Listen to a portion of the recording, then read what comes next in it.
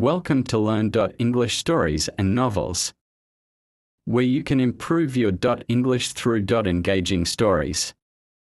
Today, we have an exciting story that is not only educational but also offers a glimpse into a significant moment in history. Before we begin, keep in mind that simple and clear sentences will guide us through this journey, making your learning experience both enjoyable and effective. If you find the story helpful, please consider hitting the like button to support us. Your feedback motivates us to bring you more stories. Chapter 1, Early Life and Education. Section 1, Family Background. Jhon Tyler was born on March 29, 1790, in Charles City County, Virginia, to a family steeped in political tradition.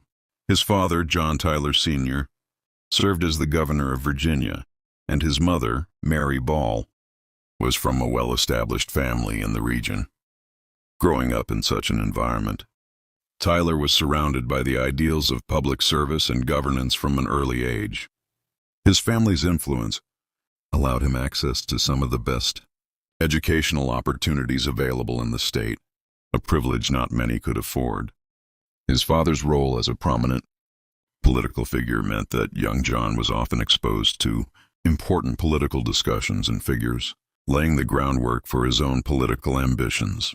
Tyler's maternal grandfather, Joseph Ball, was also a successful planter and merchant, and this further solidified his family's social standing. The Tyler family was respected both for their political accomplishments and their wealth.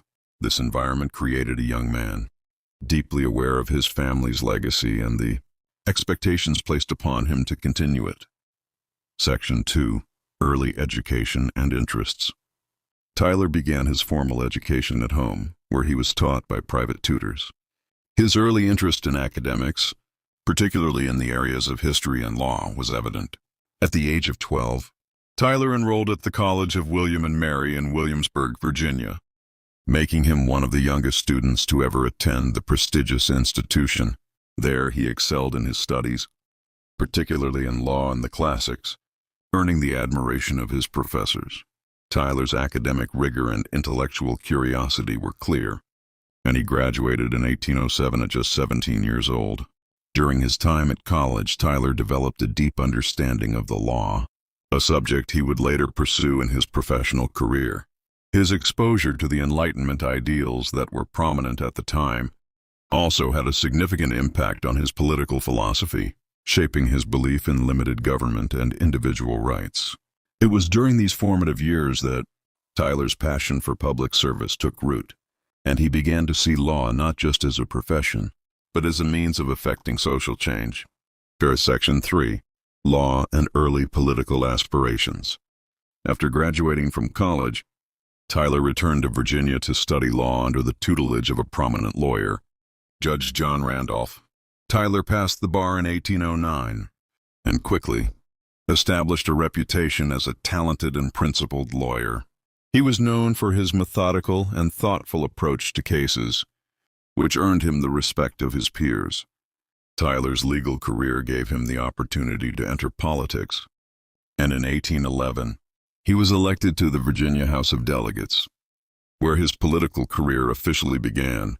In the House of Delegates, Tyler aligned himself with those who advocated for the protection of states' rights. Chapter 2, Rising Political Career. Where Section 1, First Steps in Politics. Tyler's entry into politics was driven by his belief in the principle of states' rights and his opposition to the overreach of the federal government. He first gained widespread attention as a member of the Virginia House of Delegates, where he worked on a variety of issues, including the protection of property rights and the regulation of slavery. Tyler was a staunch advocate for the interests of the South and its agricultural economy. However, his early political career was not without controversy. His hardline stance on states' rights put him at odds with many of his contemporaries who favored a stronger federal government. During his tenure in the state legislature, Tyler was also known for his diplomatic approach to resolving issues. He often worked behind the scenes to build coalitions among his peers, understanding that compromise was essential to the functioning of government. It was this combination of idealism and pragmatism that helped Tyler rise to prominence in Virginia politics. Years, Section 2, U.S. Congress and National Politics. In 1817, Tyler was elected to the United States House of Representatives, where he would spend the next 4 years. His political philosophy was strongly influenced by his belief in the rights of states to govern without interference from Washington. Tyler was a firm supporter of the Monroe Doctrine, which opposed European colonialism in the Americas, but he was also cautious about federal involvement in domestic issues. This belief in a limited federal government led him to become an outspoken critic of the Bank of the United States, which he viewed as an institution that centralized too much power in the federal government. Tyler's tenure in Congress allowed him to hone his skills as a politician and leader. While in Washington, he became involved in the internal struggles of the Democratic-Republican Party, which would later split into factions that would give rise to the Whig Party. Tyler's early political alliances were with figures who valued states' rights and limited government, which set the stage for his future relationship with the Whigs. Chapter 3. The Vice Presidency. Section 1. The 1840 Election and William Henry Harrison. In 1840, Tyler was selected as the vice presidential running mate for William Henry Harrison, a military hero and member of the Whig Party. The election was one of the most heated in American history, with the Whigs utilizing a campaign strategy that portrayed Harrison as a humble man of the people, in contrast to President Martin Van Buren, whom they accused of being out of touch with the common man. The Whigs used slogans like Tippecanoe and Tyler too, invoking Harrison's victory in the Battle of Tippecanoe as a symbol of his leadership. Tyler was chosen as Harrison's running mate for several reasons. He was a Southern planter with strong ties to Virginia, which helped balance the ticket geographically. He was also a former Democrat, which allowed the Whigs to appeal to a broader base of voters. Tyler was seen as a capable man who could appeal to both the South and the West, and his selection helped broaden the Whig Party's appeal in a key election year. Section 2. The Log Cabin Campaign. The Log Cabin and Hard Cider campaign of 1840 was a brilliant marketing strategy that capitalized on the growing sense of populism in American politics. The Whigs portrayed Harrison as a simple man who was more comfortable in a log cabin than in a luxurious mansion. Tyler, who was more of an aristocrat, was cast in the same mold, presented as a man of the people despite his upper-class background. This strategy was successful in energizing the electorate, particularly in the western and southern states, where voters felt disconnected from the political elite. The campaign was also marked by its effective use of symbols, with the log cabin representing Harrison's humble origins and the hard cider reflecting the common man's lifestyle. While Harrison did not originate this campaign style, his team of political strategists helped turn it into a symbol of the Whig Party's fight against the entrenched political establishment. Section 3. The Road to the White House. William Henry Harrison and Tyler won the 1840 election by a wide margin, securing 234 electoral votes to Van Buren's 60. However, Harrison's victory was short-lived. On March 4, 1841, Harrison was inaugurated as the 9th President of the United States. Just 31 days into his presidency, Harrison contracted pneumonia and died, making him the first U.S. president to die in office. This tragedy thrust Jhon Tyler into the presidency, a position he was not fully prepared for. The political world was unprepared for such an event, and many questioned whether Tyler had the right to assume the presidency. Some suggested that the vice presidency was merely a placeholder, But Tyler was steadfast in his belief that the Constitution clearly outlined his responsibility as the next president. He took the oath of office on April 6, 1841, and immediately set to work to assert his authority as president. Chapter 4, Tragedy and the Ascension to the Presidency. Section 1, Harrison's Sudden Death. The nation's hope for change was shattered with the death of William Henry Harrison, who succumbed to pneumonia on April 4, 1841, only a month into his presidency. The shock of Harrison's death reverberated across the country, leaving a vacuum at the helm of the government. Tyler, who had been serving as vice president, found himself thrust into the role of president at a time of uncertainty and political chaos. It was a situation no one had planned for. As there were no clear guidelines for presidential succession at the time, Tyler's immediate response to the situation was to assert his authority. Despite his loyalty to Harrison and the Whig Party, Tyler firmly believed in the Constitution, which he argued clearly stated that in the event of the president's death, the vice president would assume the office of the president. Section 2, the Constitutional Crisis. Tyler's ascension to the presidency marked a constitutional crisis, one that tested the very fabric of the U.S. government. The Constitution was ambiguous on the matter of presidential succession, with Article 2 simply stating that, in case of the removal of the president from office, or of his death, resignation, or inability to discharge the powers and duties of the said office, the same shall devolve on the vice president. It was unclear whether Tyler had the right to assume full presidential powers, or if he should remain a placeholder until a special election could be held. Tyler, however, made a decisive move by calling a special meeting of Congress to affirm his right to the presidency. His position was that the vice president was not merely a substitute but the direct successor to the office of president. This bold decision had implications that would shape future presidential transitions. Though his decision was met with initial resistance, Tyler's steadfastness ultimately quelled doubts. He assumed full executive powers and began making key decisions as the 10th President of the United States. Burger. Section 3. Public and Political Reactions. The public's reaction to Tyler's presidency was mixed. Many Americans had supported Harrison's campaign and viewed Tyler merely as a secondary figure, chosen for his geographical appeal and experience. Harrison's death left a sense of betrayal, particularly among those who saw Tyler as a political opportunist. The Whig Party, which had helped him secure the vice presidency, now turned against him. Tyler's relationship with the Whig Party was complicated by his assertiveness in office. He alienated many Whig leaders when he vetoed important Whig-backed legislation, including bills to establish a national bank and to fund internal improvements, both of which were central to Harrison's platform. Whig leaders, expecting Tyler to carry out Harrison's policies, were furious with him and began to distance them. Chapter 5, Presidential Challenges begin. Section 1, Early Political Struggles. Tyler's first months in office were filled with political turmoil.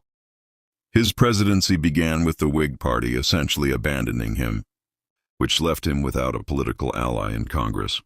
Many Whig leaders had hoped that Tyler, despite being a Southern Democrat turned Whig, would be a strong proponent of the party's agenda. Instead, Tyler vetoed critical Whig legislation, most notably the recharter of the Bank of the United States. The Bank of the United States had been a major issue for the Whigs, who viewed it as an essential instrument for stabilizing the nation's finances. Tyler, however, remained firmly opposed to the bank, believing it concentrated too much power in the federal government and undermined states' rights.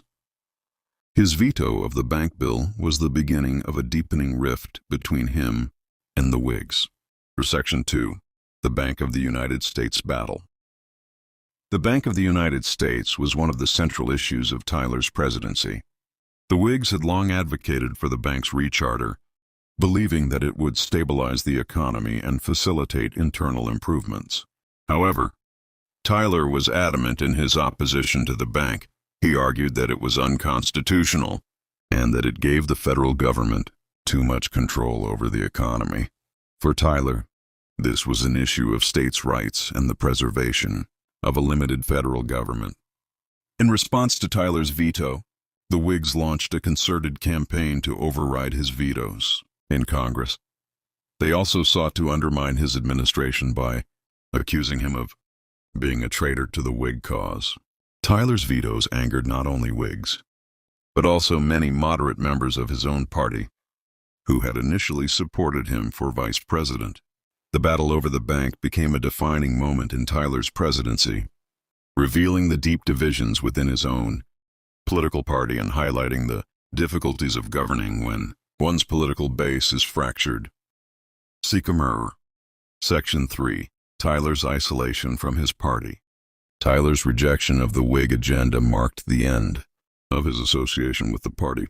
The Whigs, frustrated by his vetoes and his independent stance, expelled him from the party. Tyler was left without a political faction to support him in Congress. This isolation was further compounded by his political beliefs, which aligned him more with Southern Democrats than with the Northern Whigs. While he had hoped to govern as a unifier, the deepening rift with the Whigs made this impossible. In the absence of a strong political base, Tyler struggled to implement his legislative agenda. He vetoed several key pieces of Whig legislation, and his approval rating sank. Tyler's presidency became a period of political paralysis, as he found himself unable to pass significant legislation or make substantial progress on the issues that mattered most to the American people. Chapter 6. The Annexation of Texas. Section 1.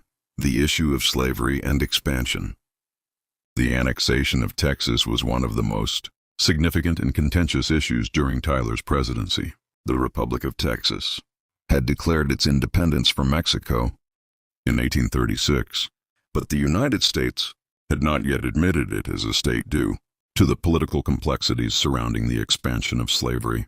The question of whether Texas would enter the Union as a slave state was a source of immense tension in the U.S. Congress. For Tyler, the annexation of Texas represented an opportunity to fulfill the nation's manifest destiny, the belief that the United States was destined to expand westward. However, Tyler's push for annexation was also motivated by a desire to secure the future of slavery in the South. Texas, with its vast expanses of land suitable for cotton cultivation, would become a key part of the South's economy. The political climate surrounding Texas was polarized. Northern abolitionists opposed the annexation, fearing that it would strengthen the institution of slavery. Southern pro-slavery advocates, on the other hand, supported the annexation as a means of expanding their way of life. Tyler was caught in the middle of these conflicting interests. Section 2. Diplomatic Negotiations. Tyler's diplomatic efforts to annex Texas were not without difficulty. In 1843, Tyler sent a diplomatic mission to Mexico in an attempt to resolve the tensions between the two countries and secure a treaty of annexation. However, Mexico vehemently opposed the annexation of Texas, and diplomatic relations between the two nations became increasingly strained. Despite the difficulties in diplomacy, Tyler remained committed to the cause of annexation. He argued that the U.S. had a moral duty to support Texas and that annexation would secure the nation's borders and strengthen its position in the Americas.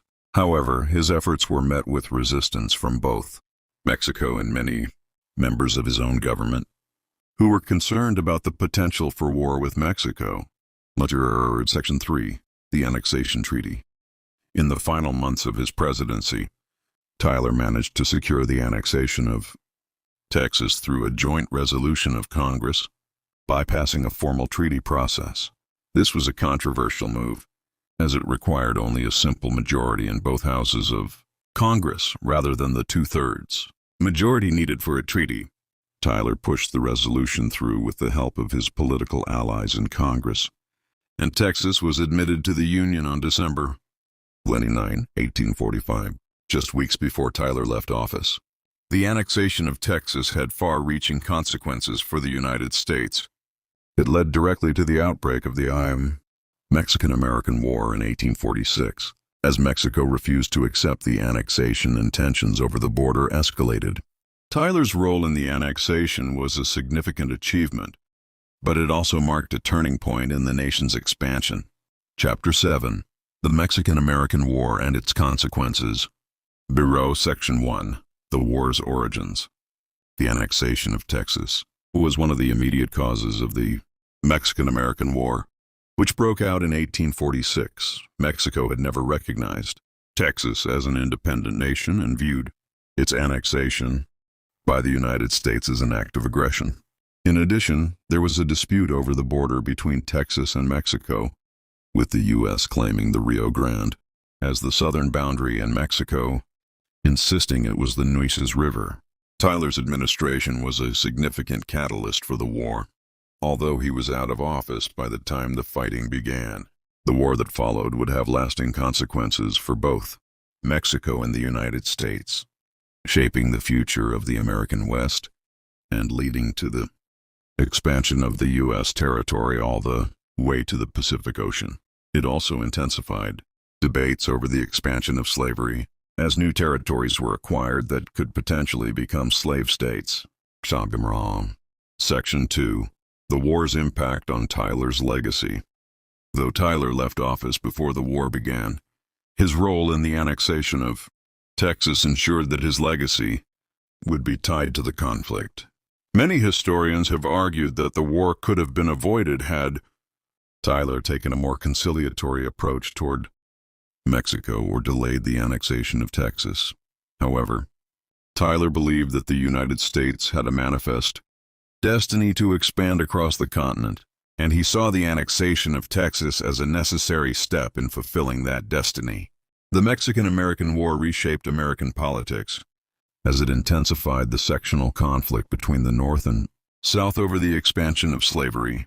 The acquisition of new territories in the West would set the stage for future debates over whether those territories would be free or slave states, debates that would eventually culminate in the Civil War. Chapter 8. Final Years in Political Isolation. Section 1. Post-Presidency Challenges. After leaving office in 1845, Tyler retired to his plantation in Virginia, but his political influence did not end. Although he was no longer in the White House, he remained active in national politics, particularly in relation to the issues surrounding slavery and the future of the Union. Tyler's political ideas remained rooted in his Southern heritage, and he continued to advocate for states' rights and limited federal power. Tyler became increasingly disillusioned with the direction the nation was heading, particularly as the debates over slavery became more intense. He was deeply concerned about the future of the Union and the possibility of secession, though he was not yet willing to openly advocate for it. Instead, Tyler believed that the country needed to find a way to preserve peace between the North and South without compromising the principles of the Constitution. Section 2. Tyler and the Secession Crisis.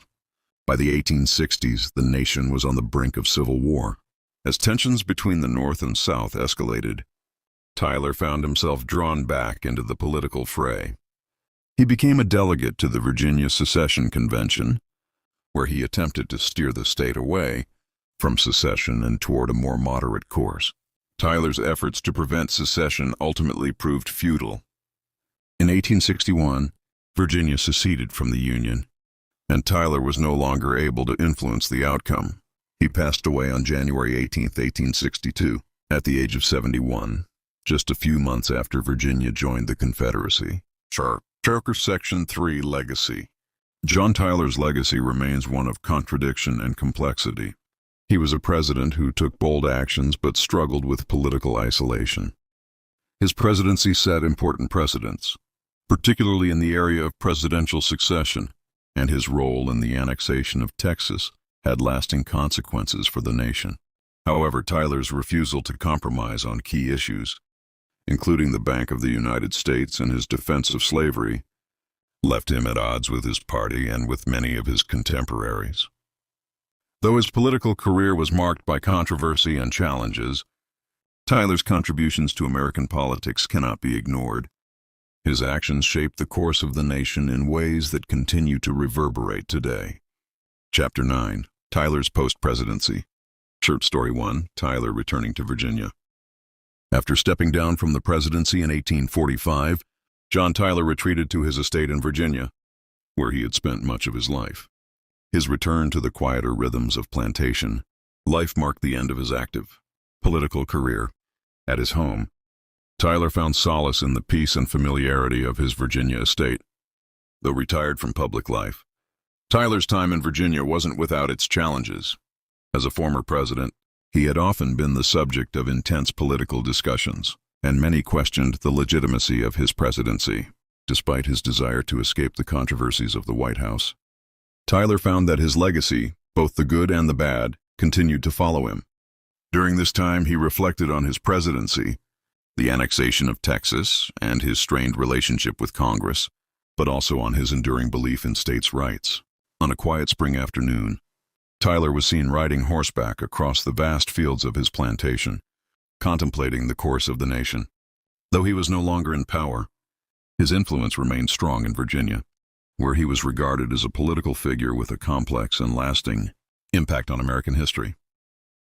Story 2. Tyler's political return as a Confederate delegate. By 1861, the nation was on the brink of civil war, and the political landscape was dramatically changing.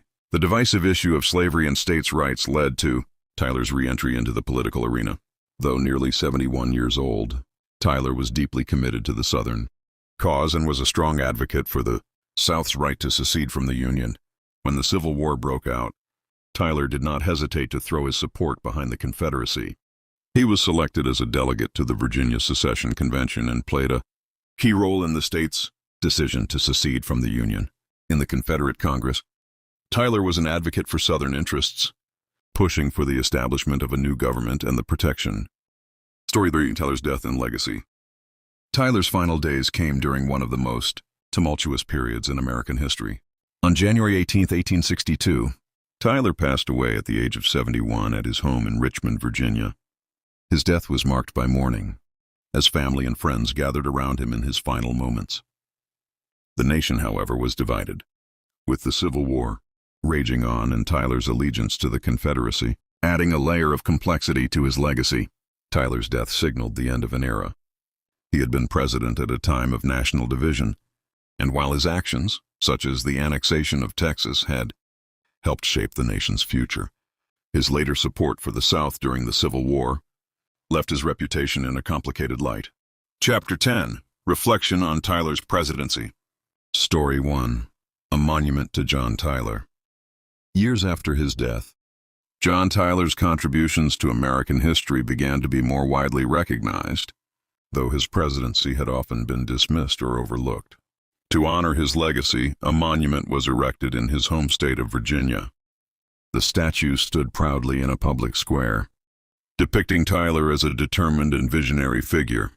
His outstretched hand symbolized his role in the expansion of the monument sparked conversations about his presidency, particularly his controversial actions, such as his unexpected ascension to the presidency following the death of William Henry Harrison. While some saw him as an ineffective leader, others admired his bold actions during a time of national uncertainty. Story 2. Tyler's legacy in American politics. Jhon Tyler's presidency was often overshadowed by the more well-known administrations that came before and after him. However, as time went on, his legacy began to be reassessed. Historians noted that Tyler was a man of principle, who often stood firm on issues such as states' rights and territorial expansion, even when it cost him political favor. Tyler's strong advocacy for the annexation of Texas had paved the way for the expansion of the United States, and though controversial, it was considered one of the most significant achievements of his presidency.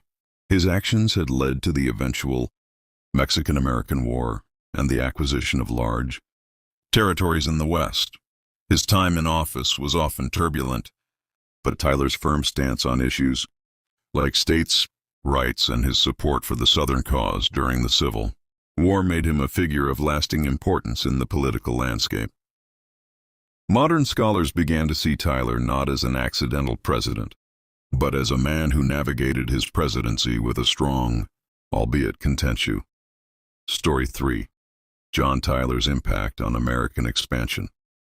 Jhon Tyler's role in American History is often most remembered for his actions related to the territorial expansion of the United States.